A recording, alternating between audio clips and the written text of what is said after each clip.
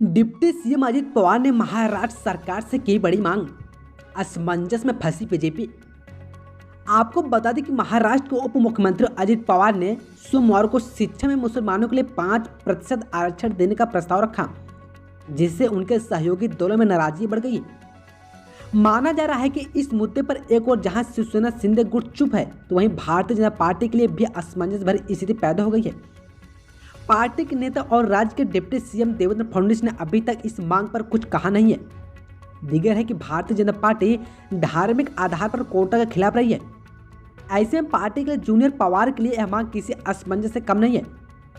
बीते दिनों पवार ने बैठक में कहा था कि अब्दुल सत्तार और उनके अन्य मंत्री हसन मुशर्रफ की राय थी कि मुसलमानों को आरक्षण मिले, और चूंकि यह 3 दलों की सरकार है, इसलिए मैंने उनसे कहा कि मैं इस मुद्दे को मुख्यमंत्री एवं उप मुख्यमंत्री देवेंद्र फडणवीस के सामने रखूंगा और आगे का रास्ता तलाशने की कोशिश करेंगे। वही राजनीतिक जानकारों का मानना है कि अजित पवार गुट के इस बात से बाखूबी वाकिफ है कि साल 2024 के लोकसभा चुनाव के लिए भारतीय जनता पार्टी शिंदे गुट के अलावा जूनियर पवार पर भी निर्भर है।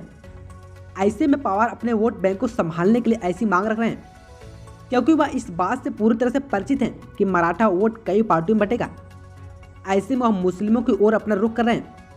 हालांकि अभी तक सत्तारूढ़ गठबंधन में अन्य 2 सहयोगी की ओर से कोई आधिकारिक प्रतिक्रिया नहीं आई, खासकर जब फडणवीस धर्म आधारित कोटा नहीं बढ़ाने के बारे में मुखर रहे हैं, जो ओबीसी और मराठा आरक्षण को खा सकते हैं। अजित पवार ने हाल ही में आश्वासन दिया था और दोहराया था कि बॉम्बे हाईकोर्ट के आदेश के अनुसार निर्णय को लागू करने के लिए जल्दी सीएम और डिप्टी सीएम के साथ मुस्लिम कोटा मुद्दा उठाएंगे और आर्थिक रूप से पिछड़े मुसलमानों के लिए एक विशेष पैकेज पर भी विचार करेंगे।